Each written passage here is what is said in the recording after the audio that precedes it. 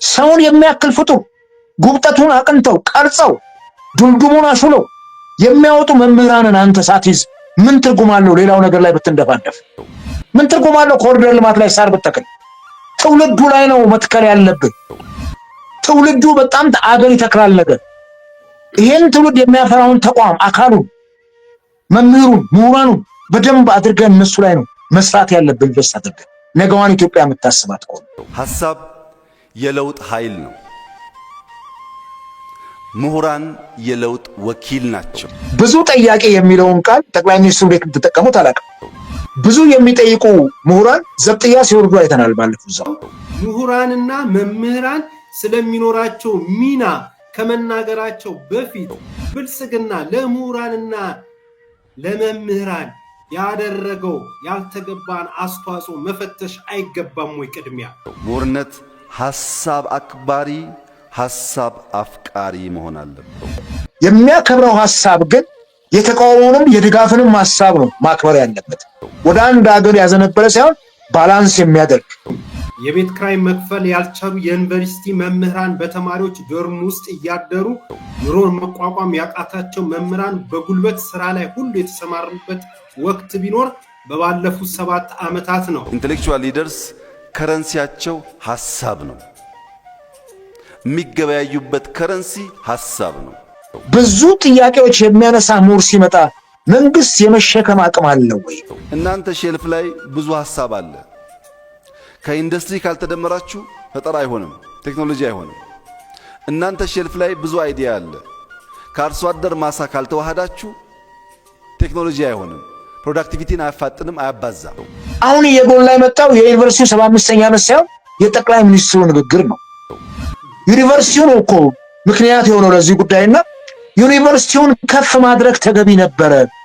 አብይ አህመድ ወደ ስልጣን ከመጡ በኋላ በባለፉት 7 ዓመታት ምን ነበር ይመስል የነበረው? ለምሁራንና ለትምህርት ስርዓቱ የሳቸው አገዛዝ ስርዓት የነበረው ሚና ምን ይመስላል? እነኚህ ምሁራን ፖለቲካ ውስጥ የሉ። ለምን እንደሸሹ አላውቅም።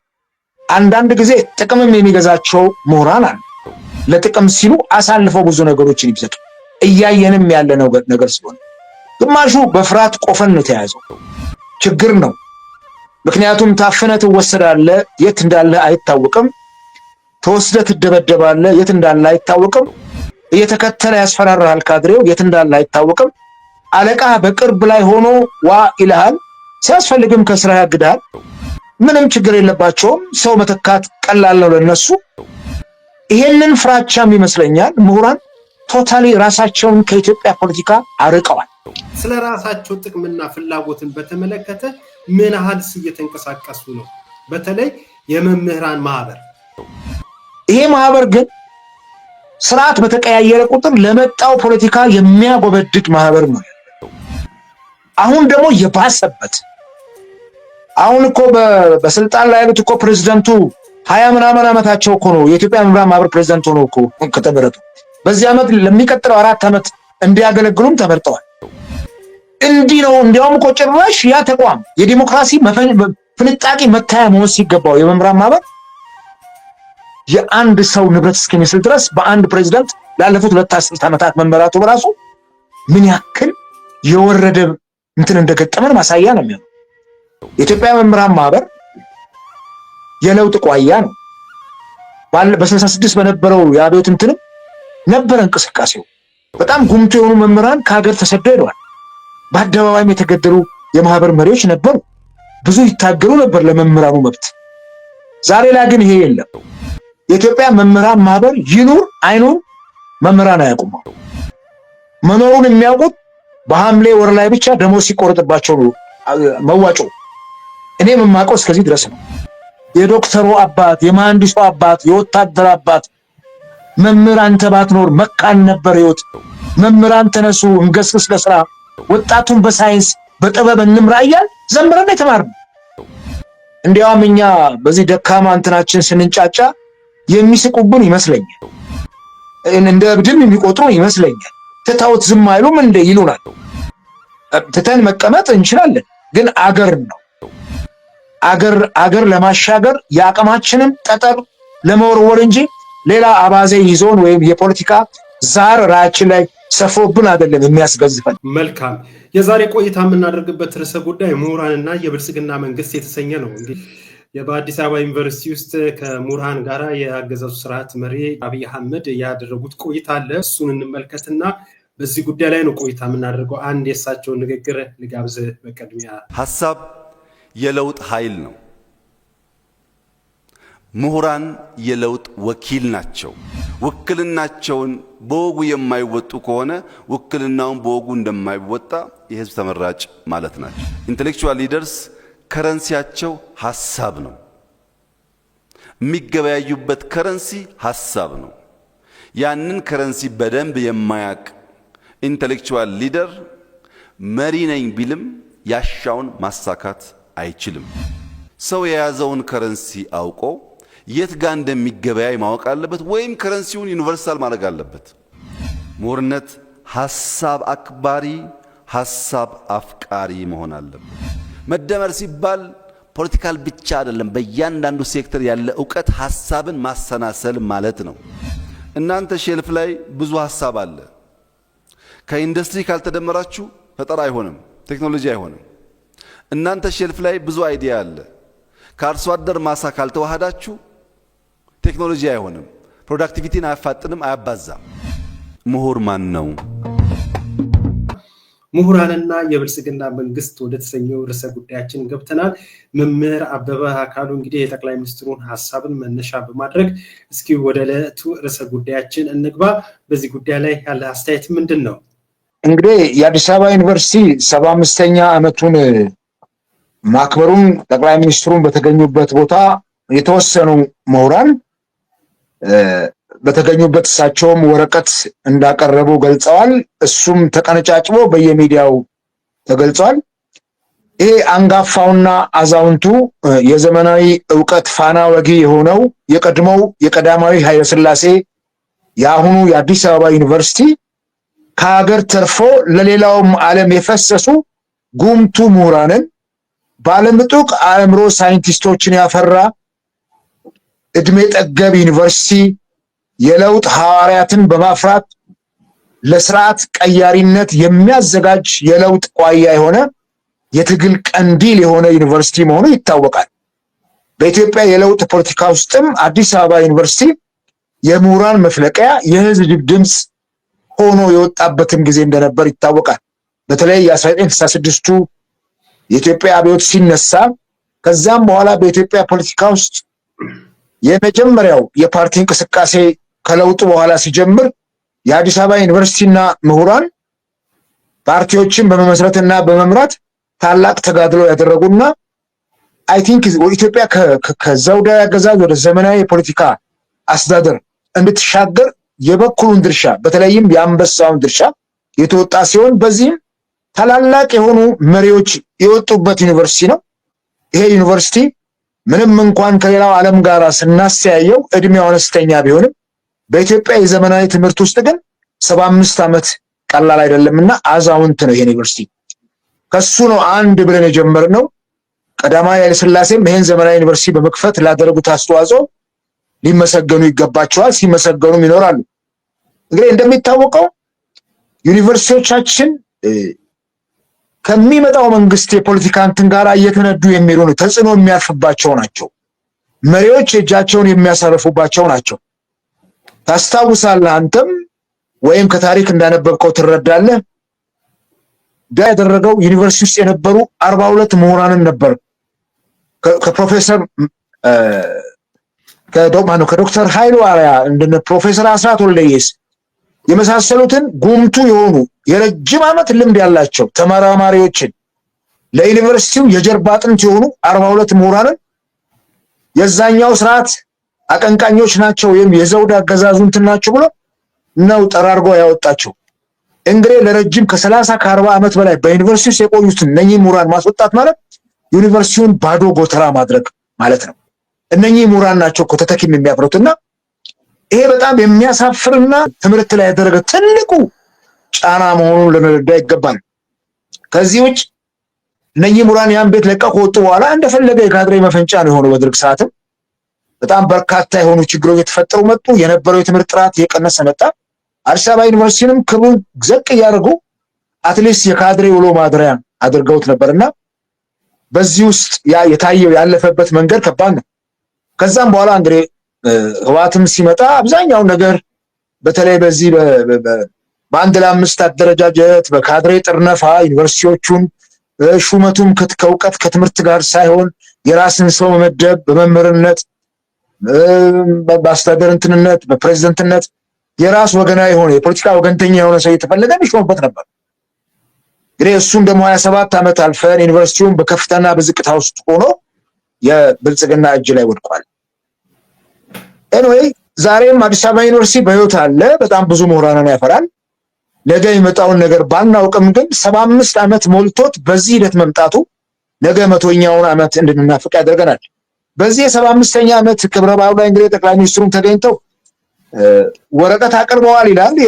የተምታታ ሀሳብ ነው የሚሰማው። ወረቀት አይደለም ያቀረቡት፣ ጥናታዊ ጽሑፍ አይደለም፣ እንደ ማንኛውም ባለስልጣን ተጋብዘው ነው የሚሉ ነገር አለ። እሳቸው የሚያስቀምጡት ነገር አለና እንግዲህ ነፋና የሚዘግቡት ነገር አንዳንዴ ይሳከራል፣ አንዳንዴ ከእውነታም ሲርቁ እናያቸዋለንና እንግዲህ በዚህ ውስጥ ጠቅላይ ሚኒስትሩ ምሁር ማለት ማን ነው ምሁር ብለው አንስተው በስሜታዊነት የሚነዳ ሰው አይደለም ምሁር የሚል ነገር አንስተዋልና ያው አገም ጠቀም ነው ከራሳቸው መንግስት ጋር ያይዘው ነው እና የምሁር መገለጫዎች ብለው ሐሳብ አክባሪና አፍቃሪ ጥሩ እንትን ነው። ይሄ ጥሩ አረግ ነው። ሐሳብ የሚያከብር ምሁር የሚያከብረው ሐሳብ ግን የተቃውሞንም የድጋፍንም ሐሳብ ነው ማክበር ያለበት። ወደ አንድ ሀገር ያዘነበለ ሳይሆን ባላንስ የሚያደርግ የሚያነጻጽር ሐሳብን አፍቃሪ መሆን አለበት። ጥልቅ አሰላሳይና ብዙ ጠያቂ የሚለው ላይ እኔ ብዙ ጠያቂ የሚለውን ቃል ጠቅላይ ሚኒስትሩ እንዴት ተጠቀሙት አላውቅም። ብዙ የሚጠይቁ ምሁራን ዘብጥያ ሲወርዱ አይተናል ባለፉት ዘመናት። ሪሊ ጠያቂ ትውልድ ይፈልጋሉ ወይ? አሁን ጠያቂ ምሁር ይፈልጋሉ ወይ? የሚነሱ ጥያቄዎች ምን አይነት ጥያቄዎች ናቸው?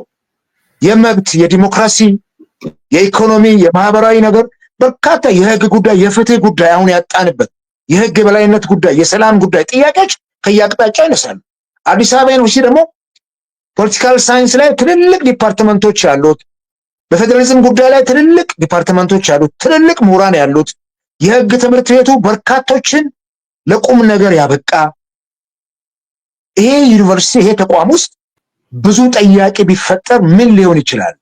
ሪሊ ብዙ ጥያቄዎች የሚያነሳ ምሁር ሲመጣ መንግስት የመሸከም አቅም አለው ወይ? ቅር አይለውም ወይ? ብልጽግና ጠያቂ ይሄ ጥሩ ነው። እሳቸው ያሉትን ፖዚቲቭሊ እናያለን። ግን መሬት ላይ የሚታየው እውነት ሐቁ ታች ወርዶ የሚታየው እውነት ግን በኋላ ለመተዛዘብ ያበቃል። ሌላው አንባቢ ነቃሽና ተንታኝ የሚሉትም ጥሩ ነው።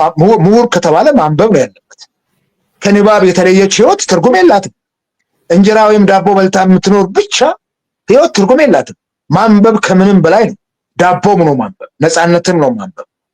ከዚህ አንፃር ነቃሽና ተንታኝ እንግዲህ ነቃሽ በአንድ በኩል ቃሉ ምስክር፣ ነቃሽ ችግሮችን ነቅሶ አውቶ ደግሞ የሚያጋልጥ እነኝንም ይዛል። እነኝን ችግሮች የአገር እጽቶችን ነቅሶ የሚያወጣ እና ተንታኝ ምሁር ያስፈልጋል። ጥሩ እንትን ነው።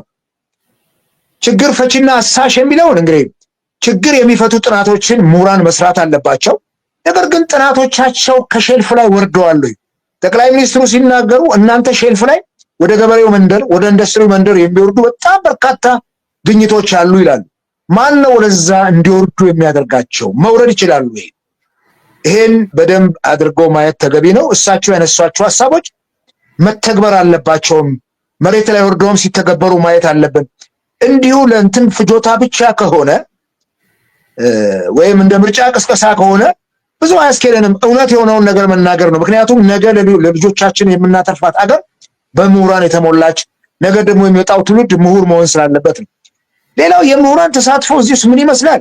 ትልቁ ችግር እኛ ጋር ይሄ ነው። ባለፉት 7 ዓመታት በብልጽግና ዘመን ለትምህርት ሰጠው ለመምህራን የነበረው አጠቃላይ ትኩረትና ሂደቱ ምን ይመስላል የሚለውን ስናይ ብዙም ከንተን የተለየ አልነበረም። ከኢህአዴግ ዘመን የተለየ አልነበረም እና በኢህአዴግ ዘመንም ምሁራንን ቶሎ ብሎ ወደ ራስ ፖለቲካ መያዝና ምሁራንን ለራስ ፖለቲካ መጠቀም ነበረ የተያያዘው። አሁንም የእነኚህ ሁኔታዎች ናቸው የምናያቸው። ቶሎ ምሁራንን ሰብስበው ወደ ራስ የፖለቲካ ሀሳብ የራስን ደጋፊ ማብዛት ነው።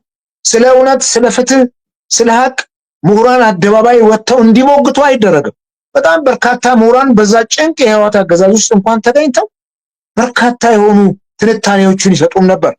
ስለዚህ ይላል አምባሳደር ሆቴል የነበረን አዳራሽ ውስጥ የነበሩን ውይይቶች ብዙ ምሁራንን እንደዛሬው ቡዳ ሳይበላቸው ፊት አንዳንድ ምሁራን ብዙ ትንታኔዎችን ተገኝተው ይሰጡን ነበረ። አቋማቸውን መቀያየር የራሳቸው ጉዳይ ነው።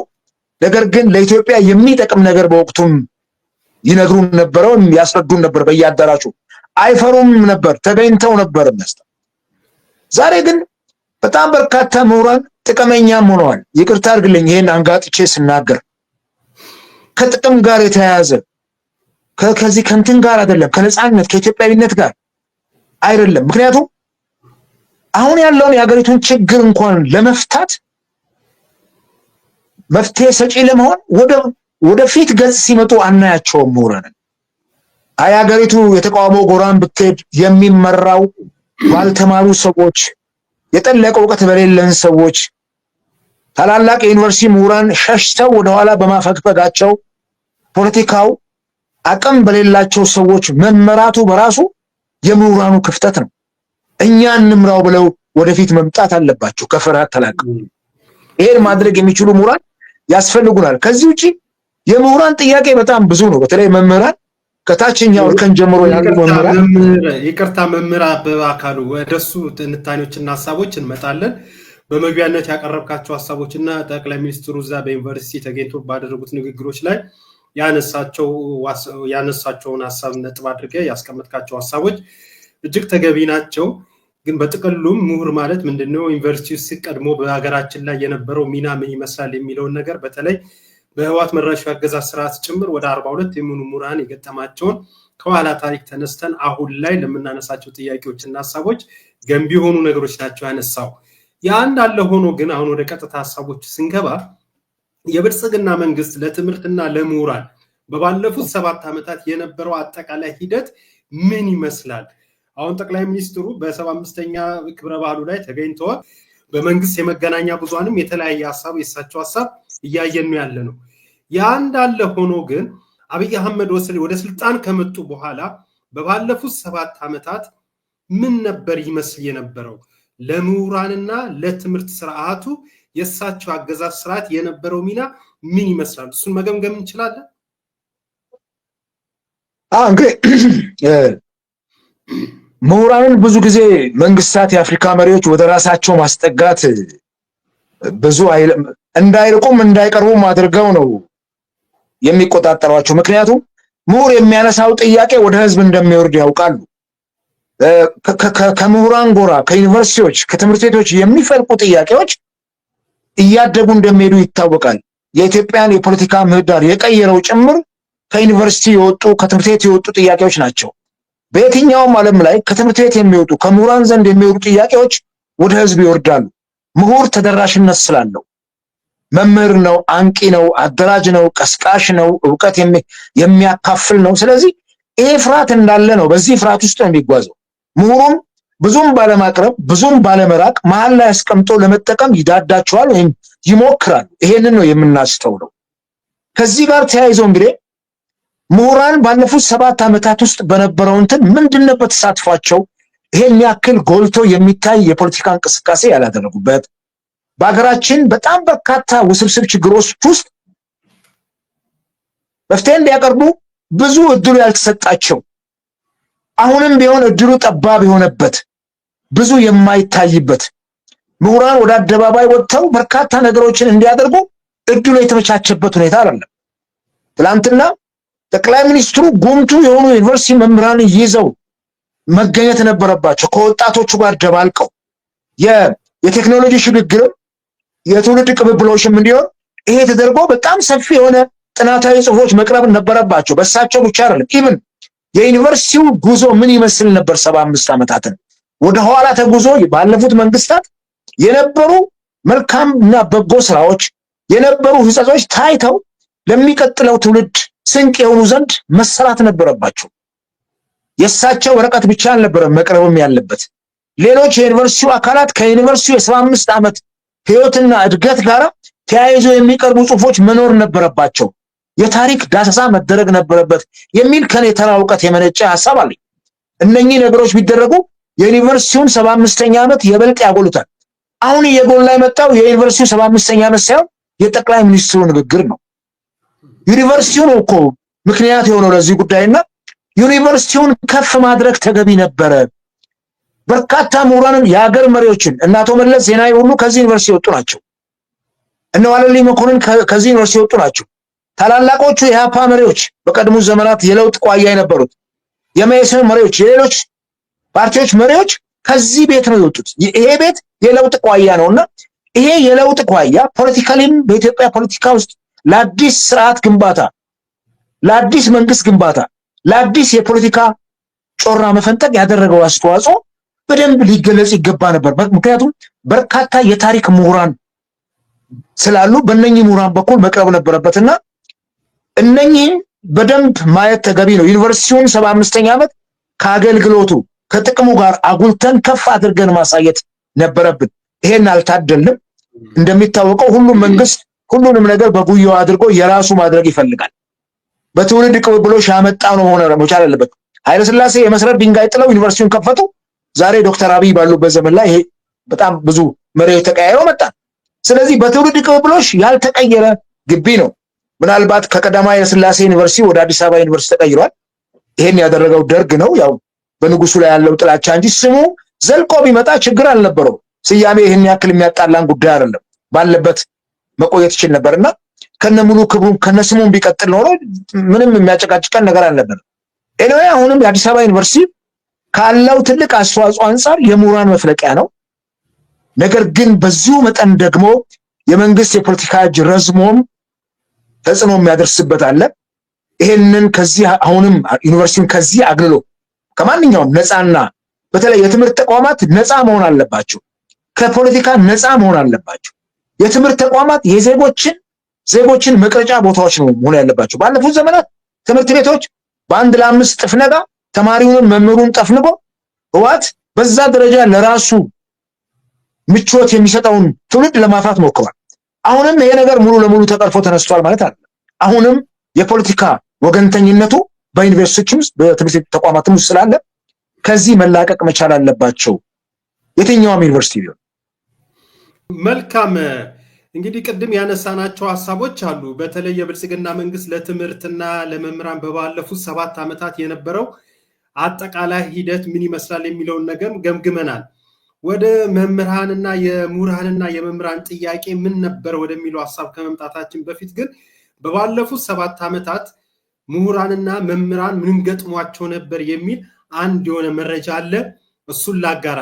እዚህ በምስሉ ላይ እንደምንመለከተው መምህር በመሆኔ አዘንኩ የኢትዮጵያ መምህራን ሮሮ የሚል ቢቢሲ አማርኛ ከዚህ ቀደም ያወጣው ዘገባ አለ። ከ4-5 ወር በፊት የመምህራን ጥያቄ ነበር። ከደሞዝና ከጥቅማ ጥቅም ጋር ተያይዞ ሌሎችም ብዙ ጥያቄዎች ነበሩ። ከዛም በፊት የነበሩ አንዳንድ ሐሳቦችን ላጋራ።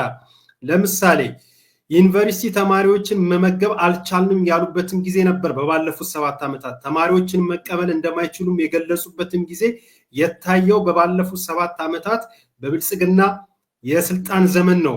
እንዲሁም የቤት ክራይ መክፈል ያልቻሉ የዩኒቨርሲቲ መምህራን በተማሪዎች ዶርም ውስጥ እያደሩ ኑሮን መቋቋም ያቃታቸው መምህራን በጉልበት ስራ ላይ ሁሉ የተሰማሩበት ወቅት ቢኖር በባለፉት 7 ዓመታት ነው።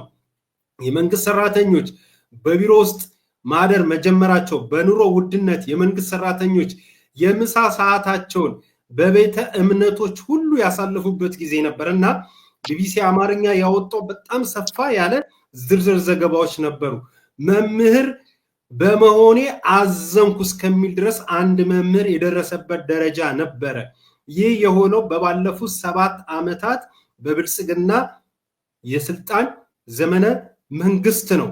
ስለዚህ ቅድም ካነሳነው ሐሳብ ስናገናኘው በባለፉት 7 ዓመታት በነበረው የስልጣን ጊዜ ለመምህራንና ለምሁራን የብልጽግና መንግስት ምን ሚና ኖሮት ነው አሁን የአዲስ አበባ ዩኒቨርሲቲ 75ኛ ጊዜውን በሚያከብርበት ወቅት ጠቅላይ ሚኒስትር አብይ አህመድ በዛ ቦታ ላይ ተገኝተው ምሁራንና መምህራን ስለሚኖራቸው ሚና ከመናገራቸው በፊት ብልጽግና ለምሁራንና ለመምህራን ያደረገው ያልተገባን አስተዋጽኦ መፈተሽ አይገባም ወይ?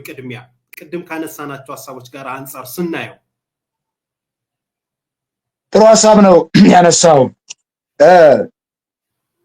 ሪሊ በዚህ 7 ዓመት ውስጥ የመምህራን ጥያቄ ጎልቶ የወጣበት በተለይም ከብልጽግና አገዛዝ በኋላ የኑሮ ውድነቱ መምህሩን እግር ከወርች አስሮት መንቀሳቀስ ያልቻለበት ቅድም እንዳልከው ቢቢሲም እንደዘገበው ባለፉት ዘመናት እኛም በብዙ ሚዲያዎች እንደተናገርነው ድሮ መምህርነት የነበረው ሙያ እጅግ ክብር እንዳለው ማሳያው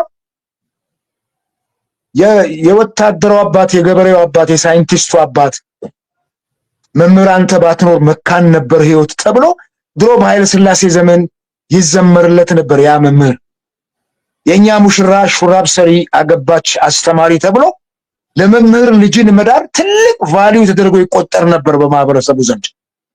በአሁኑ ሰዓት ግን መምህርነት ጋብቻ ከልካይ ሆኖ ሁሉ አይተነዋል። ከደርግ ዘመን ጀምሮ ውድቀቱ እየፈጠነ መጥቶ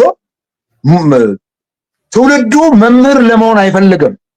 እኔ ላለፉት 34 ዓመታት አስተምሬያለሁ። ነገር ግን ክፍል ውስጥ ተማሪዎችን ወደፊት መምህር መሆን ትፈልጋላችሁ ወይ በየስጠይቃቸው በጣም እየሳቁ ቲቸርዬ ምን አደረግንህ ምን ነው ረገምከን ሁሉ ያሉኝ ጊዜ አለና መምህርነት እንደ ተራ ነገር የታየበት ነው። ልክ ነው። ደሞዙ በጣም ትንሽ ነው። ከኑሮ ጋር የሚመጣጠን አይደለም። ህይወቱ በጣም እንትን ያለ ነው። ጫማው ተርከዙት አልቆ ተቀዶ የሚያስተምር የሸሚዙ ክሳድ ሱሪውን ማታ አጥቦ በንፋስ አድርቆ ሸሚዙን አጥቦ በንፋስ አድርቆ የሚገባ መቋቋም ስላልቻለ ምግቡን የቤት ኪራዩ ምኑን። ስለዚህ የመምህራን ጥያቄ በጣም ብዙ ነው። የመጀመሪያው ነገር አካዳሚክ ፍሪደም ያስፈልጋል። የአካዳሚክ ነፃነት ከምንም በላይ ነው። እሱ አንድ ነገር ነው። ሌላው መምህራን ሊሟላላቸው የሚገቡ ኢኮኖሚካሊ ያለባቸው ችግር መፈታት አለበት። መምህራን ከደሞዝ ከጥቅማጥቅም ችግር አንፃር እንዴት አድርገው ነው ትውልዱን በእውቀት የሚቀርጹት? ትርፍ ስራ እየሰሩ የጉልበት ስራ እየሰሩ ተማሪዎች ከተማሪ ቤተሰብ ኩሽና ውስጥ ከተከራዩት ቤት እየወጡ ምን ያክል ውጤታማ ይሆናሉ? ከዚህ በዘለለ የዩኒቨርሲቲ መምህራን በቀን ስራ ጭምር ተሰማርተው ታይተዋል። ባለፉት ዘመናት የዩኒቨርሲቲ መምህራን ተማሪዎቻችን ፊት ቆመን ለማስተማር የምንለብሰው ልብስ አጣን እስከሚሉ ደርሰዋል። ተማሪው ከኛ የተሻለ የሚለብስ ከኛ የተሻለ የሚመገብ በመሆኑ እዛ ተማሪ ፊት ቆሞ ለማስተማር ልብሳቸው እንኳን ያሳፍራቸው ነበር፣ ጫማቸው ያሳፍራቸው ነበር። ተማሪው በመምህራኑ ጫማና ልብስ ይሳለቅ ነበር። ይሄ ምን ያክል ሞራሉን የሚነካና የማስተማር አውዱ ጤናማ እንደሆነ ማሳያ ነው። ስለዚህ ይሄን ህይወት መቀየር ተገቢ ነው። የዩኒቨርሲቲ መምህራንንም የመምህራንን ህይወት ኑሮን መቋቋም አቅቷቸው አሁን በቅርቡ አይተሃል። አንድ የሆነ ቦታ ላይ ብርቱካን ደርድሮ የሚሸጥ መምህር ከትምህርት ቤት ውጪ ጉልት ላይ አስቀምጦ የሚሸጥ ሌላ አማራጭ የለውም። አልችል ሲል ኑሮን መደጎም መቻል አለበት። ይሄንን ለማድረግ የግድ ታች የወረደ ስራ በእርግጥ የለም። ስራ ሁሉ ክብር ነው። ነገር ግን የመማር ማስተማር ሂደቱን ሳይኮሎጂካሊ ቢሆን የሚጎዳ በስነ ልቦና ስራ እንዲሰራ ይገደዳልና ይሄንን በደንብ መንግስት አይቶበት ምን ተመለሰ? የዩኒቨርሲቲ መምህራን በተለይ የቤት ጥያቄ አንስተው ነበር። የደሞዝ ጥያቄያቸው በጣም የወረደ ደሞዝ ነው። መቋቋም አልቻልንም ከኑሮ ጋር። የተወሰነ ምላሽ ይሰጥና የተወሰነች ነገር ላይ ጣል ይደረግና እንደ ማስተንፈሻ እንደ አንስቴዥያ ማደንዘዣ የሆነች ነገር ጣል ይደረግና ችግሩ የበለጠ ይከፋል። ዛሬ ከኑሮ ውድነቱና ካለው ችግር ጋር የመምህሩን የዕለት ዕለት እንቅስቃሴ የገመገመ መንግስት ተገቢው ማሻሻያ ማድረግ የሚችልበት አቅም ላይ አይደለም። ይሄንን አቅም አጎልብቶ የትምህርቱን ሴክተር በደንብ ከፍ ማድረግ አለበት። የሚወጣው ትውልድ ሀገር ተረካቢ እንዲሆን መምህራንን እዚህ ላይ ነው በደንብ ኑሯቸውን ማሻሻል የሚገባና የዩኒቨርሲቲ መምህራን መቼም መኪና አልጠይቁም፣ ሌላ የቅንጦት ነገር አልጠይቁም። መሰረታዊ የሆነ የምግብ መሰረታዊ የሆነ የመኖሪያ መሰረታዊ የሆነ ጥያቄ የአልባሳት ጥያቄ እነኚህ ነገሮች ማሟላት የማይችል ከሆነ መንግስት ወይም ደሞዛቸው እነኚህ ነገሮች ማሟላት የማይችል ከሆነ ምን አይነት ትውልድ ሊያፈሩ ይችላሉ? በዚህ 7 ዓመት ውስጥ የትኛው የመምህራን ጥያቄ ሲንከባለል የመጣ ጥያቄ ነው? ይሄ ሲንከባለል የመጣ ጥያቄ የሚንከባለለው ችግሩን ከፍ እያደረገ ነው፣ እያጎላ ነው እንጂ እየቀነሰ አይደለም የተንከባለለውና አሁንም የመምህራን ችግር የመምህራን ጥያቄ ያልተፈታ ነገር ግን ፖለቲካዊ ጫና ከፍተኛ ስለሆነ ማስፈራራቱም ስላለ ቀላል ነው። በዚህ ዘመን ይድነቃቸው አንስተህ ከስራ ማባረር ትችላለህ። ያልተመቸ እንደዛ አይነት ነገር አልነበረም ከዚህ ቀደም። ቢያንስ ተከራክረም ከእንትን ካልክ ትመለሳለህ። አካሄድ ነው። አሁን ማንም ካድሬ ተነስቶ ማንም የአካባቢ ሹመኛ ተነስቶ ከስራ ቦታ ሊያባረር ይችላል በአንዲት አፈቀላጤ ደብዳቤ። ስለዚህ ይሄን ፍራቻው ስላለ የዕለት ጉርሱንም ሸፍኖ ለማደር መምህሩ አሁን ያለው የሥራ አጥነት እጅግ ከፍተኛ በመሆኑ እነኚህ ነገሮች መምህሩንም አስረው ስለያዙት እንደ ልቡ ስለ ነፃነቱ እንዳይናገርም አድርጎታል። የተሰጠህን ብቻ እሱን ተጠቅመህ ኑር ነው የተባለው።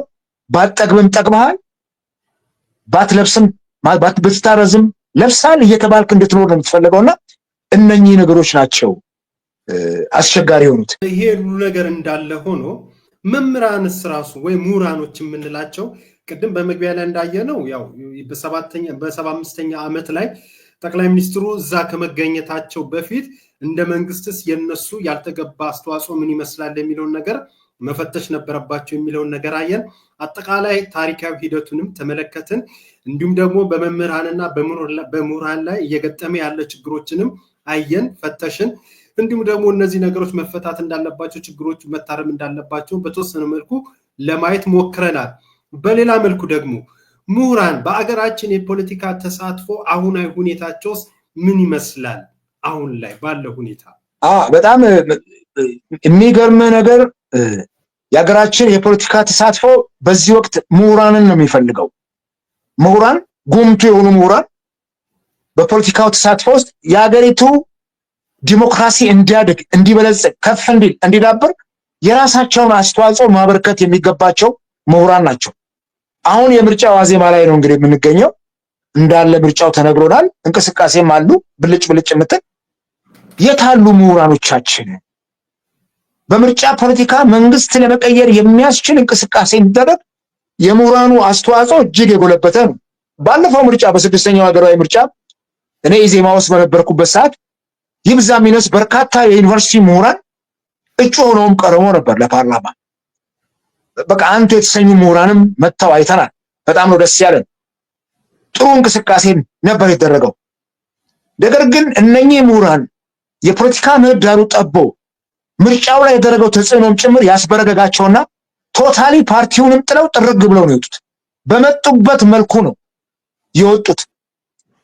በዚህ መልኩ ወደ ፖለቲካው ቀርበው እንዳይታገሉ የሚያዩት የፖለቲካ ምህዳር መጥበብ ሊያሸሻቸው ይችላል። ነገር ግን ትግል ያስፈልገዋል።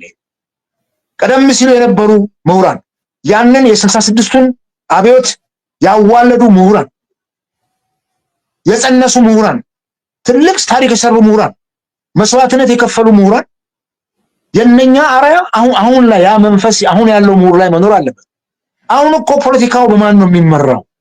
ምንም ችግር የለውም። አሁን እኮ ፓርቲ ትመሰርታለህ፣ እንደ እድር ነው። እድር ይቀላል ፓርቲ ከመመስረት። ከአንድ ፓርቲ የተዋለደ ይመጣል። ምንድነው አካዳሚሻን ነው ወይ ፓርቲዎችን የሚመሩት ሰዎች ምሁራን ናቸው ወይ? እንደው ከንባብ ከእውቀት ጋር የሚገናኙ ሰዎች ናቸው ወይ ብሎ የሚጠይቅ አካል የለም።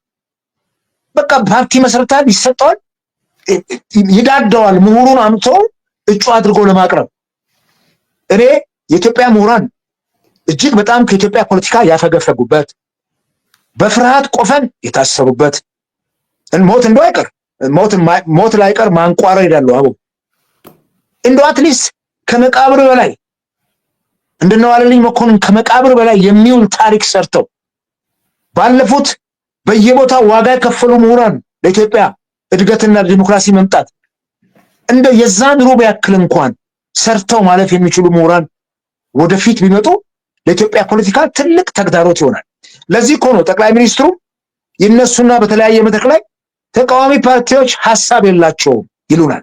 ሐሳብ የሌላቸው አገር በቀል ፍልስፍና የሌላቸው እያሉ ብዙ ጊዜ ይዘልፋሉ።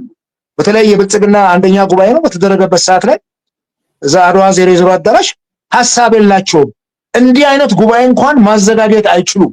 እንዲህ ያሸበረቀ የደመቀ ጉባኤ እንኳን ማድረግ አይችሉም ሲሉ ሲዘልፉ ነበር። ወደዚህ ጎራ ምሁራን ቢመጡ ጠቅላይ ሚኒስትሩም ደፍረው በዚህ መልኩ አይዘልፉንም ነበር። ምሁራን መጥተው ፓርቲዎችን መምራት ቢችሉ፣ ፓርቲዎችም ለምሁራን በራቸውን ክፍት ቢያደርጉ፣ ኑና ምሩ፣ እናንተ ናችሁ ፍሮንት ፔጅ ላይ መታችሁ መምራት የሚገባችሁ፣ እኛ ከናንተ ስር ከእግራችሁ ስር ቁጭ ብለን እየተማርን ነው መሄድ የሚገባን የሚለው ፓርቲዎችን ማለት አለባቸው።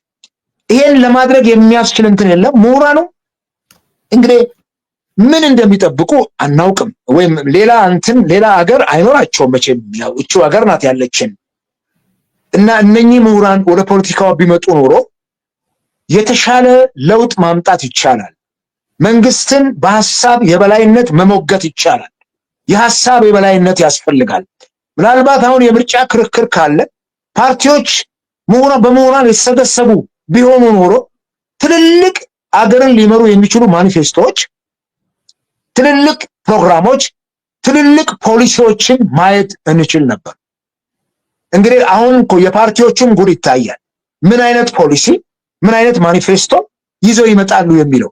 ምሁራን ግን እነኚህ ፓርቲዎች ውስጥ ቢኖሩ ካላቸው ልምድና እውቀት አንጻር፣ ከነበራቸው የምርምር ዘመን አንጻር፣ ኢቭን ሼልፋቸው ላይ ካስቀመጡት ጥናታዊ ጽሑፍ አንስተው ትልልቅ የሀገር ፖሊሲዎችን መቅረጽ የሚችሉ ምሁራን ነው የሌሉ። እነኚህ ምሁራን ፖለቲካ ውስጥ የሉ። ለምን እንደሸሹ አላውቅም። አንዳንድ ጊዜ ጥቅምም የሚገዛቸው ምሁራን አሉ። ለጥቅም ሲሉ አሳልፈው ብዙ ነገሮችን ይብዘጡ እያየንም ያለ ነገር ስለሆነ ግማሹ በፍርሃት ቆፈን ነው የተያዘው። ችግር ነው። ምክንያቱም ታፍነህ ትወሰዳለህ፣ የት እንዳለ አይታወቅም። ተወስደህ ትደበደባለህ፣ የት እንዳለ አይታወቅም። እየተከተለ ያስፈራራሃል ካድሬው፣ የት እንዳለ አይታወቅም። አለቃ በቅርብ ላይ ሆኖ ዋ ይልሃል፣ ሲያስፈልግም ከስራ ያግዳል።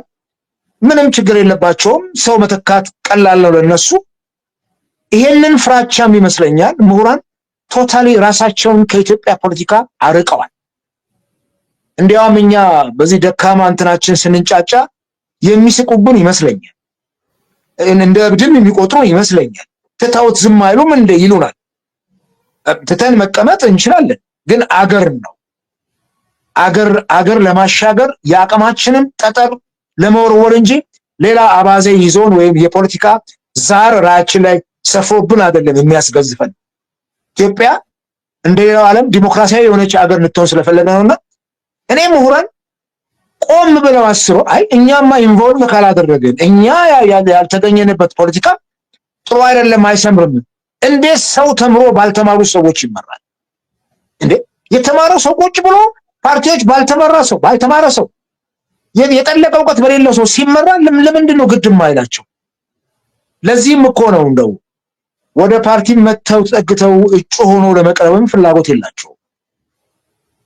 ያ 97 ላይ ቀረበ ቅንጅት ዘመን በጣም በርካታ ምሁራን እጩ ሆኖ ቀርበው ፓርላማ መንግስትን የነቀነቁበት፣ ህወሓት ኢህአዴግን ከመቀመጫው በምርጫ ክርክር ያነሱበት ያ በጣም ምርጥ ሰዓት ነበር። ከዛ ውጪ ሁለተኛው በቀደም ያየነው ጭላንጭል 6ኛው ሀገራዊ ምርጫ ላይ ኢዜማን ብለው የመጡ ምሁራን ነበሩ። ከዛ በኋላ ግን ዛሬ ምሁራንን በዚህ ደረጃ ፓርቲዎች ጋር አታገኛቸው። ይሄ ሀገራዊ ምርጫ ያሁኑ ከባለፈውም ባነሰ መልኩ የምሁራን ተሳትፎ እንትን ያለበት ብልጽግና ብቻውን የሩጫው መም ላይ የሚሮጥበት አይነት ነውና እኔ ምሁራኖቻችን በሀገራችን የፖለቲካ ተሳትፎ ውስጥ ያላቸው ሚና ለነገም ማጎልበት የማይችሉ ከሆነ ለወደፊቱም ማጎልበት የማይችሉ ከሆነ በማንፈልገው መንግስት ስንገዛ እንከርማለን፣ በማንፈልጋቸው ሰዎች ስንመራ እንቆያለን። ስለዚህ ይሄንን ግምት ውስጥ በማስገባት ምሁራን ወደ ሰላማዊ ትግል የፖለቲካ መስመር መምጣት መቻል አለባቸው። መቼም ከሌላው ያነሰ ምንም ኑሮ የሚከብዳቸው ቢሆንም ዛሬ በፓርቲ ውስጥ ከምንንቀሳቀስ ሰዎች በታች የሆነ የኑሮ ደረጃም አይደለም ያላቸውና የፍርሃት ቆፈኑም ስላለ ከዛ መላቀቅ መቻል አለባቸው። መልካም። ይሄ በአገር አቀፍ ደረጃ ላይ ምሁራኖች የሚኖራቸው ሚናን በተመለከተ ነው ያየ ነው። እንደው እንደ ሀገር ምሁራኖች የሚኖራቸው ሚና መጠየቃችን አግባብ እንዳለ ሆኖ ራሱ ምሁራን በራሳቸውስ ጉዳይ ላይ ለምሳሌ የመምህራን ማህበር አሁናዊ ሁኔታ ምን ይመስላል?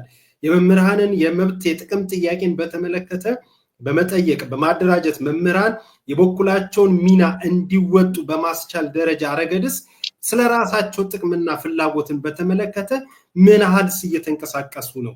በተለይ የመምህራን ማህበር እንግዲህ ማህበሩ በጣም ረጅም እድሜ ዘመን ከአዲስ አበባ ዩኒቨርሲቲ የሚተናነስ አይመስለኝም። የኢትዮጵያ መምህራን ማህበር እድሜ እኔ እስከማውቀው ድረስ እኔ እንግዲህ ወደ 34 ዓመት አስተምሬ ነው ወደ መምህርነት የመጣሁትና የሙያ ማህበሩንም በነበርንበት ቦታ ማህበሩን መርተን እናውቃለን። በአመራርነት እኔም አውቃለሁ።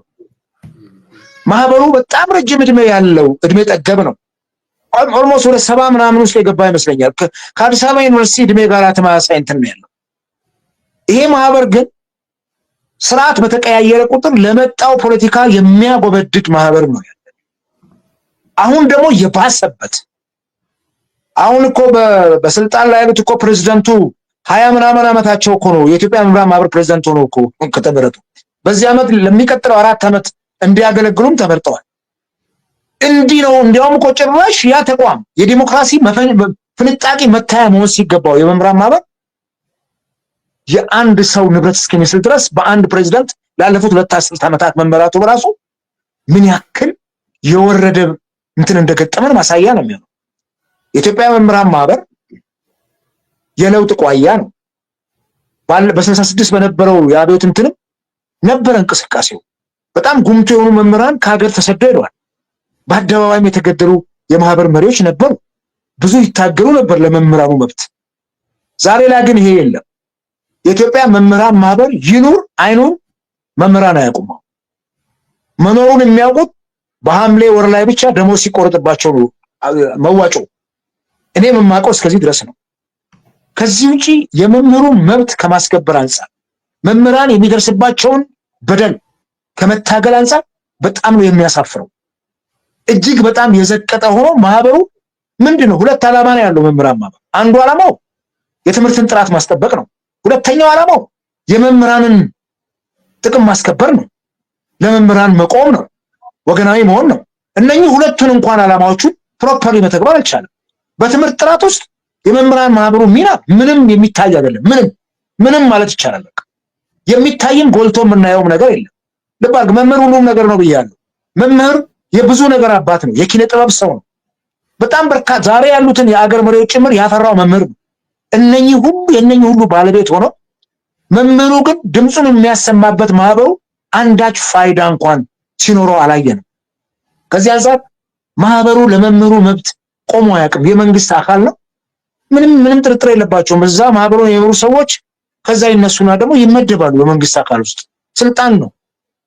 ከዚህ አንፃር መምህሩ ተወካይም የለውም። ተገቢው ተወካይ የለውም። በራሱ ምንትን የሚመርጥበት ጊዜ ነው። ለዚህ እኮ ነው አንድ የመምህራን ማህበር ፕሬዝዳንት ለ2 አስርት ዓመታት አንድ ወንበር ላይ ቁጭ ብሎ ስታየው በጣም ነው የሚያሳፍረው። ይሄ ሁሉ መምህር ባለበት ከግማሽ ሚሊዮን በላይ መምህር ባለበት ሀገር ላይ እንዴት ነው እሱ መቀየር የማትችለው? ታዲያ ምኑን ታገል ነው በምርጫ ፖለቲካ መንግስትን መቀየር አለብን ብለን ስልጣን እንዲለቅ መንግስትን በምርጫ የምናስገድደው እኮ እንዲህ አይነት ተቋማት ይሄ የሲቪክ ማህበር ነው። ይሄ ማህበር ለህዝብ ወገናዊ ሆኖ መቆም ነበረበት የነበረበት። በኢትዮጵያ የምርጫ ፖለቲካ ውስጥ ንቁ ተሳትፎ ማድረግ አለበት። ህዝቡን መራጩን ማንቃት አለበት፣ መታዘብ አለበት። መንግስት ሲያጠፋ ኖ ብሎ መተቸት አለበት። ይሄን ማድረግ የሚያስችል ማህበራት የሉም። መምህራን ማህበርን ብትወስደው የኢትዮጵያ ሰራተኞች ማህበርን እንደዚሁ ነው። ይሄንን ማድረግ ሲችሉ ነው ምሁሩን አነቃቅተው ችግሩን መፍታት የሚችሉትና የማህበሩም ችግር ጭምር ማህበሩ በፖለቲካ መያዙ ነፃ አለመሆኑ ከብልጽግና ረጅም እጅ መዳን ባለመቻሉ ለመምህሩ መብት ሲቆም አታዩም። እያየን ነው እኮ እናየዋለንም። በፊት በመምህርነትም እያለ በደንብ ነበር የማየው። በጣም ነው የማዝነውም የማፍረው በማህበሩ እንቅስቃሴና እንደዚህ አይነት ነገሮች ዛሬም ቀጥለዋል። ቶታሊ አሁንማ ማህበሩ ስለመኖሩ መምህራንም አያውቁ። በአንድ ወቅት ላይ ትዝ ይለኛል ከ4 ዓመት በፊት ይመስለኛል ኢዜማ ውስጥ እያለው ቢሮ ድረስ መጥተው ነበር ፕሮፌሰር ብርሃኑንም ሊያማክሩ አዲስ መምህራን ማህበር ለማቋቋም ፍቃድ ጠይቀው የመጀመሪያ ደረጃ እንትን አግኝተው እንቅስቃሴ ጀምሮ ነበር። ሌላ አዲስ መምህራን ማህበር መብት ነው ይሄ። መምህራን ሙያው ላይ እስካሉ ድረስ ተሰባስበው ይሄ ማህበር ይዞን መሄድ አልቻለም አላዋጣንም ብለው ሌላ አዲስ ማህበር ማቋቋም ሞክረው ነበር። ግን ኢሚዲየትሊ ነው በመንግስት ኃይል የተቀጨው እና ይሄ ምንድነው ያለው በቂ ነው ማህበሩ በዚህ ትተዳደራለህ ትገዛለህ ከዚህ አንፃር የመንግስት እጅ እንደ ልቡ የሚዘውረው ማህበር ስለሆነ ስለ መምህራን ብዙ እንትን አይልም ለሚዲያ ፍጆታ ሲያስፈልግ ለፖለቲካ ሽቀጣ ግን ያው መንግስት ራሱ ወደፊት አውቶ እንዲናገር ያደርገዋል እንጂ ከዚህ ውጪ እንደ ገውዝ ተመልከተው እንደማይንቀሳቀስ አካል መልካም በቅደም ተከተል የተለያዩ ሐሳቦችን አንስተን አይተናል ይህ እንዳለ ሆኖ ደግሞ ምናልባት አሁን መምህራን ራሱ የመምህራን ማህበርን ጨምሮ ለራሳቸው ጥቅምስ ያላቸው ሚና ምን ይመስላል የሚለውን አየን እንዲሁም ደግሞ በእንደ ሀገርስ ያላቸው የፖለቲካ አስተዋጽኦ አበርክቶ ምን ይመስላል የሚለውን ተመለከትን እንዲሁም ደግሞ አሁን ላይ ያለው የብልጽግና መንግስትስ ስለመምህራንና ምሁራን ላይ የነበረው አሉታዊና አዎንታዊ ሚናስ ምን ይመስላል የሚለውን ተመለከትን እንዲሁም ደግሞ በህወሓት መራሹ የሚያገዛዝ ስርዓት ጊዜ ወደ 42 የሚሆኑ ዩኒቨርሲቲ መምህራን የደረሰባቸውን እንግልትና መከራንም ተመልክተናል በአጠቃላይ ምሁራንና መምህራን በተሰኘ ርዕሰ ጉዳይ ላይ በቻልነው አቅም አንዳንድ ሐሳቦችን ለማየት ሞክረናል በተለይ ደግሞ በብልጽግና ያገዛዝ ስርዓት ወቅት በባለፉት 7 ዓመታት መምህራንና ምሁራን ምን እንደገጠማቸውም የተወሰኑ ሐሳቦችንም አይተናል ወደ መጨረሻው ምዕራፍ ደርሰናል እንደ ማህበረሰብስ ለምሁራንና ለመምህራን ያለን ነገር ምን ይመስላል መጀመሪያ አካባቢ በተረትም በምሳሌ ማድረግ በአንዳንድ አባባሎችም ስትገልጽልን ነበር በተለይ መምህርነት ትልቅ ስፍራ ትልቅ ቦታ የሚሰጠው ነበር መምህር አበበ አካሉ አንተ ራሱ ለ34 ዓመት ያህል በመምህርነት እጅግ በተከበረ ሙያ ላይ አሳልፋል በፊትና አሁን ምን ይመስላል እንደ ማህበረሰብስ ለመምህራንና ለምሁራን ያለን ነገር አሁን ላይ ምንድነው ወደ መጨረሻው ጥያቄ ነው የመጨረሻው ጥያቄ ነው መምህር አበበ አካሉ እንግዲህ ማህበረሰቡ ያው የኛ ማህበረሰብ እንግዲህ በጊዜ ሂደት ነው የነቃ ነገሮችን ያስተዋለ የሚመጣው እንጂ ልጆቹን ትምህርት ቤት ከመላክ በዘለለ ወላጅ ያው የዕለት ጉርስ ሸፍኖ ተማሪዎቹን ልብሱን እንትን ብሎ ከደህንነቱ ጋር ታግሎ ልጆቹን ትምህርት ቤት ይልካል ከውቀትም አንፃር ልጆቹ የተማሩትን ዕውቀት የመገምገምም አቅም ከማጣት አንፃር ጦሱን ሁሉ መምህራን ላይ ነው የሚጥለው እንደምታውቀው ተማሪዎች ከወላጆቻቸው ይልቅ ትምህርት ቤት ነው አብዛኛውን ጊዜያቸውን የሚያሳልፉት ጧት ይወጣሉ ማታ ሲገቡ አይ ቲንክ የተወሰነች ነገር አንበባው አጥንተው ራታቸውን በልተው ይተኛሉ ሌሊቱን በእንቅልፍ ነው የሚያሳድሩት ከቤተሰብ ይልቅ ከመምህራኖቻቸው ጋር የሚያሳልፉት ጊዜ ነው በጣም ብዙ ለዚህ ነው መምህራኖቻቸው መምሰል እንዳለባቸው የምናስበው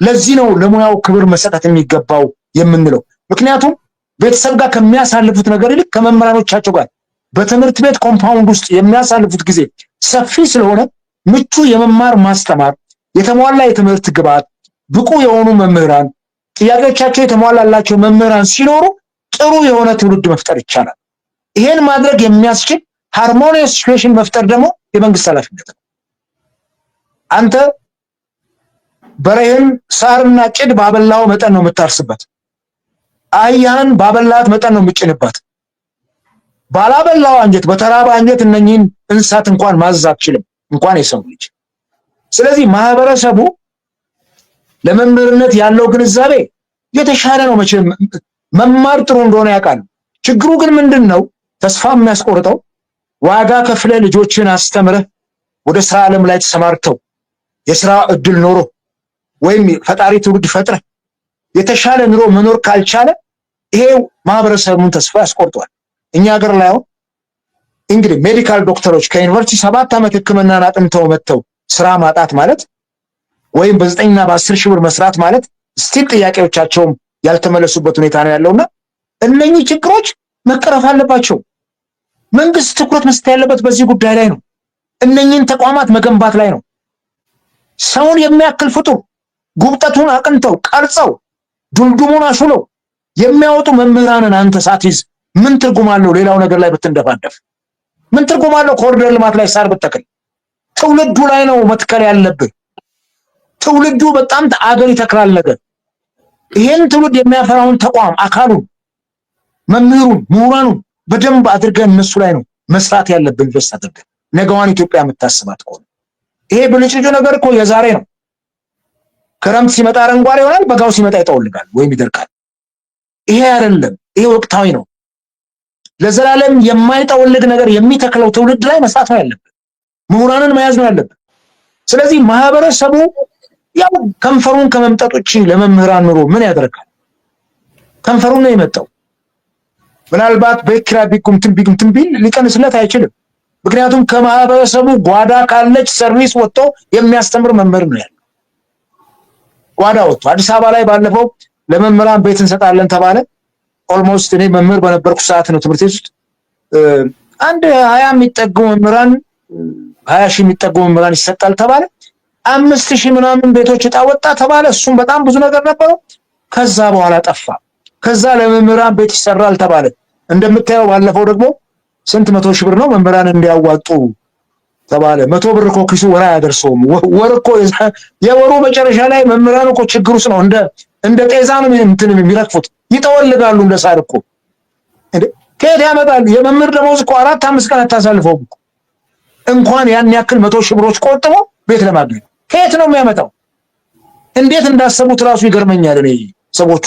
ስለዚህ ትልቁ ነገር ቤት ነው ገበና ከታች። አዲስ አበባ ውስጥ ደግሞ አሁን ስታይ በተለይ አዲስ አበባ ብቻ አይደለም ሌላውም ክልል ላይ ብትሄድ ቤት በጣም ውድ ነው። የቤት ኪራይ በጣም አሳሳቢ ነው። አትሊስት ቆሎ እንኳን የበላውን ነገር የሚያይበት ሰው የለም ቤቱ። ቂጣም በልቶ ወይም የሆነች ነገር አድርጎም ሊያድር ይችላል። ነገር ግን በጣም ትልቁ ነገር ቤት ነው። አይተሃል ባለፈው ሲቪል ሰርቪስ ኮሚሽን ፓርላማ ላይ ያቀረበው የጤና ባለሙያዎች ይሄ መዝገብ ቤት የበሽተኞች መመዝገቢያ እንትኑ ላይ አግዳሚ ወንበር ላይ ጭምር እያደሩ እንደሆነ ዶክተር መኩሪያ ላይ አቅርበዋል ፓርላማ ላይ። ሪፖርተርም ይሄን ዘግቦታል። በየቢሮ የማደር የምግብ ችግራቸው ተረፈ ምግብ ከሆቴል እስከ መለመን መምህራን በምሳ ሰዓት ላይ የሚበሉትን ምግብ ያለያዙ መምህራን ወደ ቤተ እምነቶች ሄደው ማሳለፍ ጾማቸው። እነኚህ ነገሮች በግልጽ ታይተው አምና ፓርላማው ጭምር ላይ ቀርበዋል። በግልጽ የታየ ጉዳይ ነው። ዘን ይሄን ችግር እንዴት እንቅረፈው?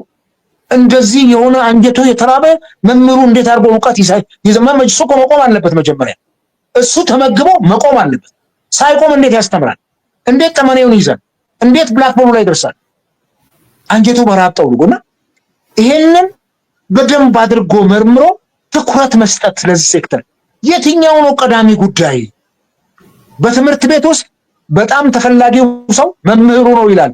ድሮ ይሄን ሌኒን እንደሚል ቭላድሚር ኢሊች ኤሊያኖቭ ሌኒን የዚህ የሶሻሊስቱ እንትን ይሄን ይል ነበር። መምህር ነው በጣም ጠመኔ ባይኖር ብላክቦርድ ባይኖር መጽሐፍ ባይኖር መምህር ካለ ግን የተወሰነ እውቀት ይሰጣል።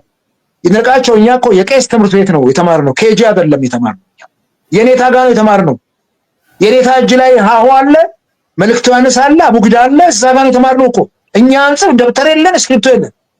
ሁሉን ነገር በቃል እያነበብን ፊደል ቆጠርን። አየ መምህር ምንም ነገር ባይኖር መምህር በትምህርት ቤት ውስጥ በጣም አስፈላጊው ሰው ነው። ይሄን ሰው መጀመሪያ መያዝ አለብን። እኔ መምህር ስለሆንኩ አይደለም ወገናዊነቴ። ልክ ነው መምህር ነኝ፣ ወገናዊ ነኝ። ችግሩንም አብሬው ተቋድቼ ስላለፍኩ። ነገር ግን አሁንም ነገም የሀገሪቱን የትምህርት ችግር ለመቅረፍ የመምህራንን ሚና ማጉላት ነው። ፕሮፌሰር ብርሃኑም ትልቅ ስራ መስራት ይጠበቅባቸዋል እዚህ የመምህራን ጉዳይ ላይ። ተማሪውን በፈተና ብዛት ተማሪውን እንትን ማለት ብቻ አይደለም። ጥሩ ነው ፈተና እንዳይሰረቅ መደረጉ ተገቢ ነው። የተሻለ ሰው መውጣት ምንም ጥርጥር የለውም። ይሄን እናምንበታል። ሌቦቹም ራሳቸው የመንግስት አካላት ስለነበሩ ፈተና አውጥተው የሚያስኮርጁ የነበሩት። ምክንያቱም ቺፍ ሆነን ክልል ወተንም ፈትነን አይተናልና ስለማቅ በህይወቴ። ነገር ግን መምህራንን ኑሯቸውን ችግራቸውን በሚቀርፍ መልኩ ማህበረሰቡ ይበልጥ ተሳትፎ አድርጎ ማህበረሰቡ ራሱ ለሙያው ክብር እንዲሰጥ ማድረግ።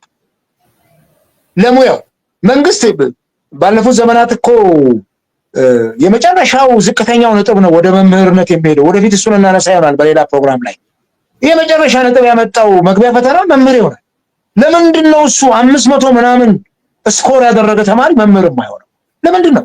ለምን ወደ ጤናው ሴክተር ሄዳል? ለምን ወደ ሜዲካል ዶክተር መሆን ወደ ኢንጂነርነት ለምን ሄደ? ለምን መምህር አይሆንም? ይሄን ኢንጂነር ይሄን ሜዲካል ዶክተር እኮ ያፈራው እታች ያለው መምህር ነው። በዚህ በተናቀ ሙያ ውስጥ ያስተማረ መምህርና ቁጭት ሊያድርብን ይገባል። በመምህርነት ሙያ ላይ ማህበረሰቡ ሊቆጭ ይገባዋል። አይደለም ማስተማር ልጆቹን ሰብስቦ አንድ ግቢ ውስጥ ማቆየት ቀላል ነገር እኮ አይደለም። ልጆች ከትምህርት ቤት ውጭ ቅዳሜና እሑድ ቤት ሲውሉ እኮ ቤተሰብ ይማረራል። ያ ትምህርት ቤት ምን ያክል ችሎናል እኮ ይላል። አይገርምም? እዳውን ትምህርት ቤት ነው መምህሩ ላይ መምህሩ ከሱ ልጅ ጋር ሲዳረቅ ይውላል እኮ። ስለዚህ ይሄን መምህር ነው ማክበር የሚገባት አገሪቱ። ለዚህ እኮ ነው በኃይለ ሥላሴ ዘመን የዶክተሩ አባት፣ የመሐንዲሱ አባት፣ የወታደር አባት መምህር አንተ ባትኖር መካን ነበር ህይወት። መምህራን ተነሱ እንገስግስ ለስራ፣ ወጣቱን በሳይንስ በጥበብ እንምራ እያል ዘምረን የተማርነው። መምህርነት ክብረ የመምህር ደሞዝ ከአንድ አውራጃ አስተዳዳሪ በላይ ነበር እኮ የዛን ዘመን። እኔ በማውቀው ዘመን የመምህራን ደሞዝ ነበር የሚበልጠው። ዛሬ ግን መምህር ምን ላይ ነው ያለው? በጣም ነው የሚያሳፍረው። ትንሽ በተጨመረ ቁጥር የኑሮ እንትን እጥፍ እየሆነበት ተቸግሯልና ማህበረሰቡ መምህራን እንትኑን ቢረዱት ጥሩ ነው። የመስኩን የእውቀቱን መስክ ቢረዱት። መምህር ማለት ነገ ሀገር የሚረከብ ትውልድ የሚያበራ። እነሱ ከስጋቸው ከአብራካቸው ልጆቻቸውን ወልደዋል። መምህሩ ደግሞ ከእውቀት ልጆቹን ይወልዳቸዋል። እሱ የወለዳቸው ልጆችና ጉብጠታቸውን አቃንተው ሰው እንዲሆኑ ቤተሰብን የሚሸከሙ ቤተሰቦቻቸውን የሚያከብሩ የሚጠቅሙ አገራቸውን የሚያከብሩ የሚጠቅሙ እንዲሆኑ መምህር ነው ትልቁን ቫልዩ ያለውና ማህበረሰቡ ይሄን እንዲረዳ ማድረግ ተገቢ ነው። ካድሬዎቹ ሌላው ነገር ላይ እንትን ከሚሉ እነኚህን ነገሮች እንኳን ወደ ማህበረሰቡ ውስጥ እንዲሰርጽ ማድረግ ተገቢ ነው የሚል እምነት አለኝ። ይድኔ እጅግ አድርጌ አመሰግናለሁ። ምሁራንና የብልጽግና መንግስት በተሰኘ ርዕሰ ጉዳይ ላይ ለሰጠው ሐሳብ ትንታኔ እጅግ አድርጌ አመሰግናለሁ በአድማጭ በተመልካቾቻችን ስም። እንዲሁ እንግዲህ ጊዜን እየተሻማው በሌላ ርዕሰ ጉዳይ ላይም ደግመን እንገናኛለን። አመሰግናለሁ። ምናልባት የምትጨምረው ሐሳብ ይኖራል? እንግዲህ ይድኔ ያው የሚቀጥለው ሳምንት ሮብ የጌታችን የመድኃኒታችን የኢየሱስ ክርስቶስ የልደት በዓል ነው። ወደዚህ ዓለምን ሊያድን የመጣበት ነው በክርስትና እምነታችን። የአንተ አድማጭ ተመልካቾች በመላው ዓለም የሚገኙ ኢትዮጵያውያን በዓሉን የሚያከብሩ ክርስትና እምነት ተከታዮች መልካም የልደት በዓል ይሁንልን። ልደቱን ስናከብር ግን ይሄም የክርስቶስን ልደት ስናከብር በየሜዳው የወደቁ ድሆችን፣ ነዳያንን፣ በልመና ላይ ያሉ በየአደባባዩ መውደቅ ያጡትን እነኚህን በማሰብ የምንበላውንም የምንጠጣውንም በመጠኑ ብናደርግ ጥሩ ነው እላለሁ። አመሰግናለሁ። እጅግ አድርጌ አመሰግናለሁ። የመልካም ምኞት መግለጫህም በእውነት በጣም ደስ ብሎኛል። ክብረት ይስጥልኝ። ለአንተም መልካም ባህል ይሁንልህ ከነ ቤተሰብህ። እግዚአብሔር በሰላም ያገናኘኝ። አመሰግናለሁ አቤ። አመሰግናለሁ ዲሚትሪ። ታንክ ዩ ቬሪ ማች። አድማጭ ተመልካቾቻችን መምህራንና ምሁራን በተሰኘው ርዕሰ ጉዳይ ከመምህርና ፖለቲከኛ እንዲሁም ከደራሲ አበበ አካሉ ጋራ የነበረን ቆይታ ይህንን ይመስላል። ይጠቅማል ይሆናል ያላችሁትን ሐሳብ እንዳገኛችሁበት ተስፋ አድርጋለሁ። በሌላ መሰናዶ ዳግም እስክንገናኝ ድረስ ሰላም ቆዩ።